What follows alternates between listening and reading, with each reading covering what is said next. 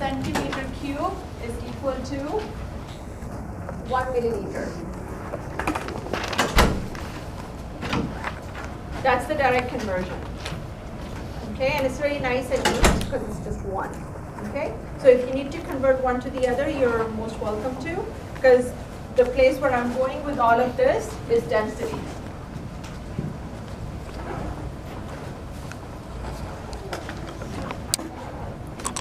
Density is not exactly a conversion factor, but you can use it as that. Density is a property, and density is defined or calculated as mass over volume. Considering the fact that you know so many mass units and so many volume units, you can have different kinds over here.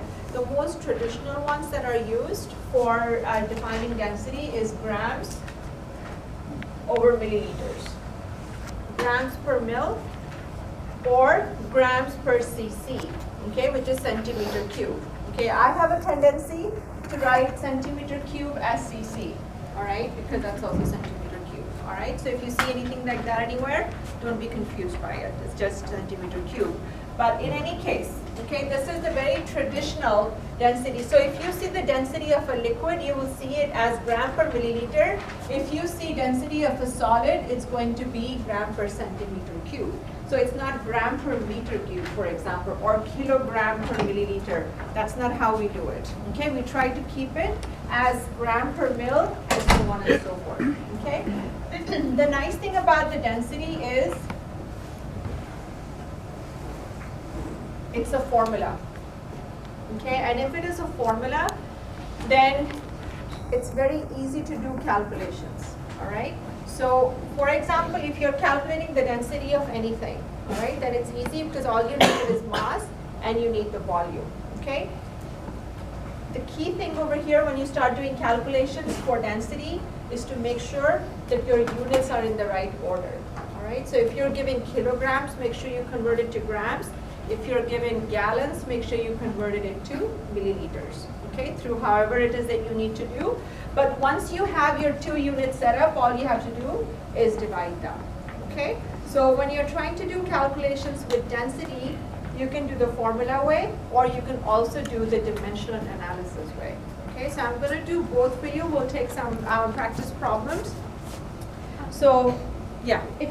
What if you have centimeters but not centimeter cube? Do you have to cube it to make it the right? You can't cube it like that because you need to know the dimensions in order to calculate volume. Okay. Right? So, for example, if you're given the, if you're asked to calculate the density of this room, all right, in that case, you need the 3 measurements, the length, width, and the height. Okay, so you just can't cube it like that. You need the numbers to go with it. Okay. All right? Okay, yeah. And you will be given the numbers for it. Okay, it will never be like that, that you're just given centimeter and asked to calculate density. Never going to happen. Okay, so here is a very simple problem. A mineral sample has a mass of 5.94 gram, that's the mass, and the volume is 0.73 centimeter cube. Calculate the density of this. So really just plug it into the formula. Okay, density is equal to mass over volume, so 5.94 grams divided by 0.73 centimeter cube. Always keep your calculators handy, please, from now onwards. I think I told you last time also that you should always carry a calculator. Don't use your phones because you can't use your phones in the exam. You might as well get used to the calculator. If you're not bringing your calculator, really, do you want to participate in the class? Okay, so calculate that. And 5.94 divided by 0.73. How many sig figs should I have? 3. 2. Okay, this is the lower number. So 8.1 gram per centimeter cube. Per, you know the meaning of per, correct? Per stands for 1. Correct? Okay, per. So, and the per is actually this, right there. That's the division sign. So, which means that 1 centimeter cube of this substance, whatever this is going to weigh 8.1 gram. Okay, that's what that means. So for example, density of water,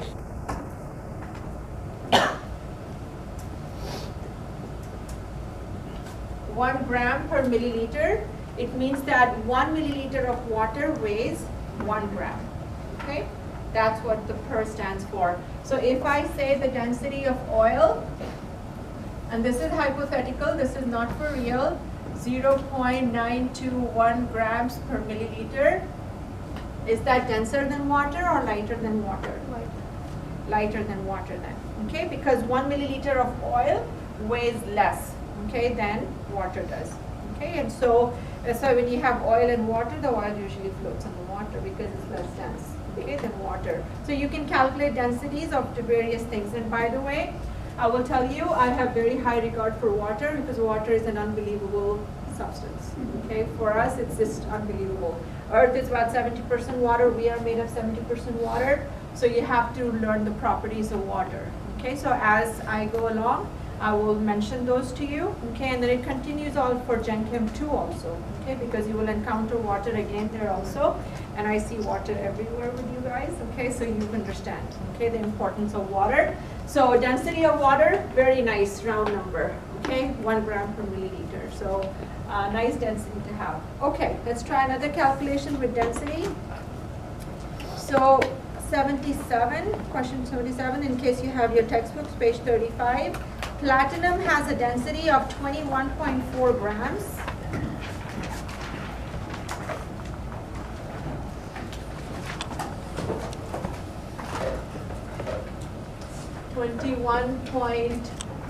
.4 gram per centimeter cube. What is the mass of 5.9 centimeter cube of this metal? So the volume is given to us as 5.9 centimeter cube, and we are asked to calculate the mass. You don't have to be too creative, okay, in this one. Just stick to the units you have unless you can see that there is something different here, which means this is centimeter cube, this is centimeter cube, which means my mass will just come out in grams, and that's good enough, okay? Unless they ask you to calculate something in kilograms, don't worry about it, just leave it as grams. Okay, so when you're doing something like this, okay, where you're not calculating density, you're calculating something from density. There are two ways to set this up, okay, and I don't care whichever way you do it because both of them will give you the same answer, okay? It depends completely on your comfort level, okay, and on what method you're comfortable with. When you have formulas, it's very easy to go ahead and manipulate the formula, okay? If you have conversion factors, then you manipulate conversion factors. So if you look at the density as a conversion factor, you set up your dimension analysis, okay? If you look at it as a formula, then you can set it up as a formula. When you set up something for dimensional analysis, then your focus is more on units, okay? And that's what I started doing on Tuesday with you, was that you set up your units first, okay, when you set up dimension analysis. When you use a formula, the focus is more on whatever quantities you're dealing with, okay? Because if you have your formula correct, your units will come out correct. Dimension analysis the other way around. The focus is more on units, okay? So there are different setups, and this is a very small formula, okay? Later on when you start getting into more values in there, then things will maybe be more difficult, maybe not, okay? It depends. So for example, over here density is mass over volume. If I have to calculate mass, I just do cross multiplication, so mass is equal to dV, okay? Simple. So if you're comfortable with the algebra and you're comfortable with the cross multiplications, just go ahead and do that, okay? Instead of setting up dimension analysis, all right? So do whatever is more comfortable for you, so long you get the right answer, okay? It doesn't matter to me. So mass is dV, so which means mass is equal to over here, and I can just go ahead and take the density, 21.4 grams per centimeter cube, times volume, which is 5.9 centimeter cube. I can still cross that out, and I will get my beautiful answer. And somebody will have to give me that, because sometimes my calculator goes on the fritz. 2.4. Oh, 21.4. Yeah. Okay. 21.4. Okay. 21.4 times 5.9.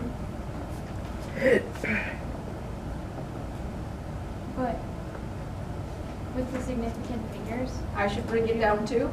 would you, well, because there's only two significant Would it be figures, so would you just do 13? 130? Yes, I would. Even though it's like not precise? So, or accurate. Or accurate, For that matter. yeah. Yes, okay, yeah. So, yeah, you lose your significance. Okay, when you have less number of significant figures for one of the quantities, then you end up losing this. Okay? And should we always use significant figures even if the question doesn't ask for it? Yes, always. Okay, so that's one way of doing it. The other way of doing it, the second setup, I'll set it up like dimension analysis. So if you're more comfortable with dimension analysis, then this is how you will do it. You always start with what you know, okay? You will use this one, the density, as the conversion factor. Okay, so you start with 5.9 centimeter cube. Okay, and then you know that you need to keep centimeter cube down here and grams up here because the mass is what you're calculating for. So again, it's the same thing, essentially. 1 centimeter cube is the same kind of calculation, but this is setting it up like dimension analysis. Okay, whichever way you prefer is fine. You'll get the same answer. Good? All right. One of the things I would suggest you do as you're doing all of this, first of all, don't do everything in your calculator. Okay, make sure you write things out. All right? Don't think that your calculator has all the data in it. It does, but you know, the more you write things out, the more you can see how you set up the problem. Okay? Also, because in the exam, I need to see how you set up the problem. Okay, so please make sure you set it up like this. Make sure you write your units. That's very, very important. Always bring it down to the right significant figures. And then the last thing to do, okay, most important thing, silly, please make sure you circle or box your answer. Okay, so you know that this is the final answer you got. Because in things that I will be collecting back from you, in your exams also, I will need to see that answer. Okay, boxed it. But sometimes we go in all directions everywhere, and then I can't follow anything. Okay, so just box your answer. Yes? I'm kind of confused about why you rounded 126 to 130. Because we, yes. I'm sorry. Shouldn't it be 126? Shouldn't it be 126? We need two significant figures. Okay, for this one. So 126 would be three significant figures. Okay, 5.9 is two significant figures. This one is three significant figures. All right, so when you multiply, you have to come down to the lowest. So 126 is still three significant figures. So which means that you lose this 6 also as a significant number. All right? Right, so you take this off over here, so this becomes 3, and so that becomes 0. And remember that 0, the last one, unless I put a decimal point over here, it's not significant. Okay, good. All right, good question there. Are we all comfortable? Okay, that is about density. One last unit that I did not talk about so far is temperature. And there are three temperature units that you deal with. Celsius, Fahrenheit, and Kelvin. Okay, and I think you know which one is which, so that's not a problem. In fact, there's no problem. These are some of the easier conversions that you're going to do. If you have your chapter summaries, you will find the formulas at the bottom here.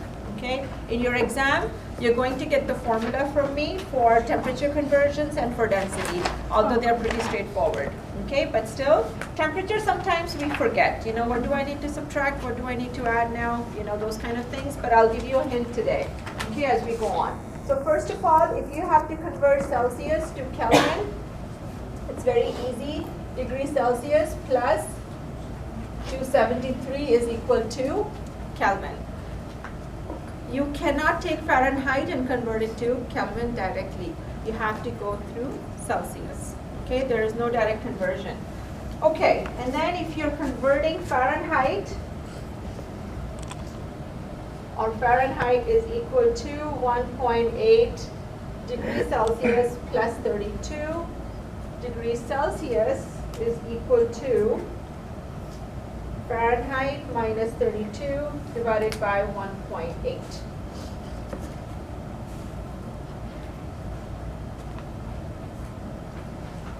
One of the things about units that you must know, and hopefully you will get comfortable with as you do more conversions, is internalize which is a larger unit and which is a smaller unit. The more you keep that together, the easier time you will have, because then you will know if your answer is correct or not, okay? Because if your answer is not making any sense to you, then you know something is wrong somewhere, okay? Maybe you put the zeros in the wrong place. So I'm going to give you an idea of how to know if your Fahrenheit and Celsius calculations are correct or not, because here for Fahrenheit you have to add 32, here you have to subtract 32, okay? And you have to think about where am I getting the 32 from, and that comes from actually the freezing point of water. The freezing point of water is, in Celsius, a nice fat 0. Maybe not so fat, okay. But it's a 0. Okay, so it's a 0 degree Celsius, and in Fahrenheit it is 32. So now you know where the 32 is coming from. Okay, because 0 degrees Celsius and 32 Fahrenheit are the same things. Okay, so which means that the Fahrenheit number is 32 larger than degrees Celsius. All right, so when you're converting from Celsius to Fahrenheit, you will always end up with a larger number when you calculate Celsius. Did I say it the other way around? Okay. When you convert from Celsius to Fahrenheit, you will have a larger number. Okay, and the other way around, you should have a smaller number. Celsius numbers are smaller numbers. Okay, because the scale is 0 to 100, whereas the Fahrenheit scale goes from 32 to 212. Okay, which is 212 is the boiling point of water. Okay, in Fahrenheit. Centigrade we like a lot better, and sometimes people think that centigrade is the SI unit, is because the units are based on tens and hundreds. This seems very nice, very standard. Okay, so it increases by 1 degree Celsius, which is a nice 100 scale, but that doesn't happen for Fahrenheit. Okay, so 1 Fahrenheit is not exactly a 1 in the 100 scale. Okay, it's a little bit different, if that makes any sense to you. Okay, but anyhow, when you're doing the conversion factors for temperature, these are the formulas you need, and that's it. Okay, so you just have to learn how to use them, that's it. So which means if I'm giving you Celsius, then you know, I'm asking you to convert to Fahrenheit, 1.8 times the centigrade, whatever it is, 5, 6, 12, and then once you do the multiplication, then add 32 to it. That's all. All right, so it should be easy enough to do. Are we good so far? Questions? Not yet. Not yet. Okay, fine, no problem at all. I have a couple more things to talk about, and then we shall do some practice. So let me leave that up there.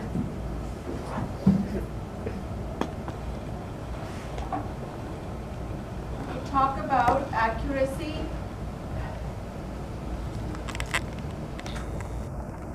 and precision.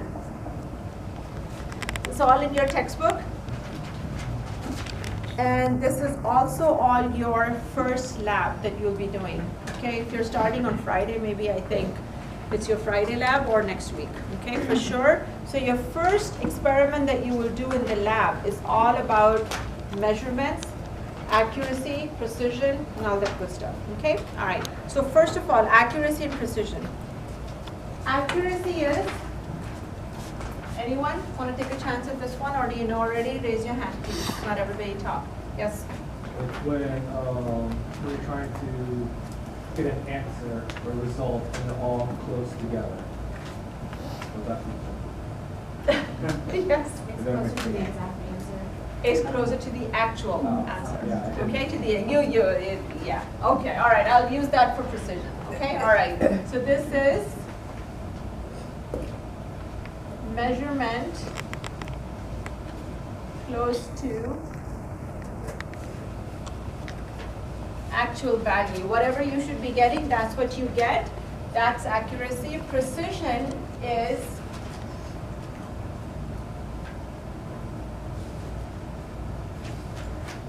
measurement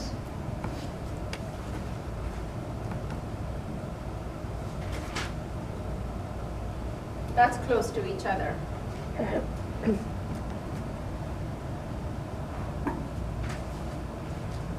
Okay. I'm going to write a few data over here for you and ask you what you think of it. Let's try this.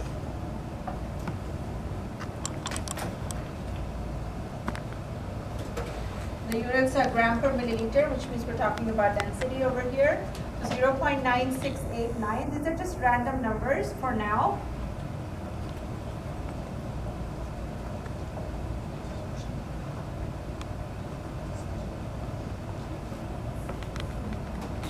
Let's say 6. What would you consider these numbers? Accurate or precise? Precise. And you're not saying accurate because? Say that again? Somebody said it. Actual value is.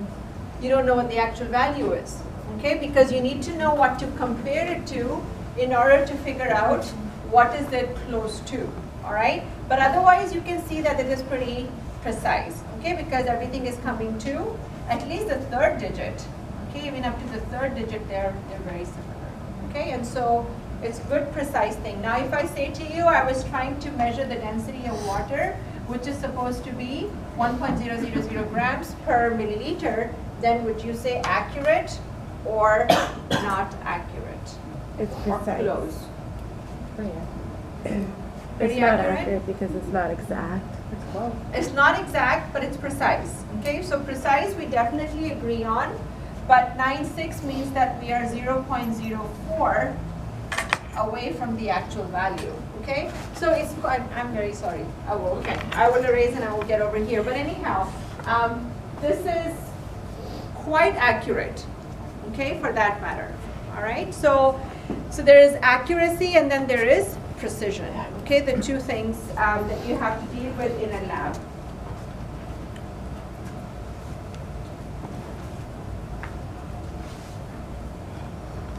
Now let's say you're weighing a beaker and you have a weighing balance and you're weighing a beaker on it and it comes out to be 2.986 grams at one point, 2.979 grams, and then 2.832 grams. Precise, accurate, neither. What's going on here?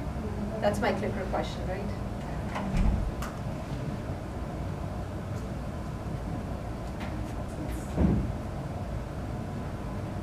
Can you say anything about the accuracy? No, because again, you don't know the weight of the beaker, right? What it's supposed to be. So, but would you say it's precise also? No, not really. The Okay, it's numbers are not even too- that precise. The numbers are too distant apart. They're too far apart. Okay, these two may be good. Okay, but then this one really far away. All right. So what I'm trying to tell you also is when you go into the lab and you start doing your work and you start getting data, you should know whether you have good data or not, okay? And at that point you decide, do I need one more measurement, okay, in order to make sure that I have good measurement, okay? So usually when in my class, when we start doing labs, I tell all my students to even go to just the one balance. Don't use the 4 balances for different experiments, okay? If you're doing one set of experiment, do it on the one balance, because that way you eliminate any kind of calibration problems that you have, okay, from the other balances. So stick to one balance, and that way whatever margin of error you have will carry on for every calculation. So at least you'll have precise data, if not accurate, okay, for that matter. So for you also, when you go in the lab, make sure that you kind of do that as well, okay? So precision and accuracy have to do with how good your data is. Accuracy, of course, has to do with what kind of instruments you have. So for example, if I have something that weighs 0.98 grams versus something that is 0.9862 grams, obviously this balance is a lot better than this one, okay? Because this gives me 2 significant figures, this gives me 4. So this is more accurate, whereas this one, it's fine, it's okay, all right? If I keep getting 0.989898, then at least it's precise. okay, but it's not that accurate, it's not that great of an instrument, okay? So, for example, kitchen balances will come up to 2 decimal places, but in the lab you will find up to 5 decimal places, okay, for weighing stuff, because we need more accuracy in there, okay? So that's about having good data and bad data in the lab. All right, last thing from this chapter. Intrinsic, it's not intrinsic, it's extensive and intensive. I always use the wrong word. Intensive and extensive, and these are properties, both of them. So intensive property and extensive properties, these are 2 different kinds of properties of a substance. Intensive property is independent of quantity, whereas extensive is dependent on the quantity.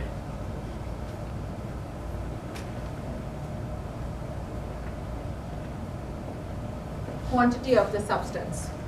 So extensive property, give me an example of that if you could, raise your hand. Not the same people over again, somebody new, or I will get my class list.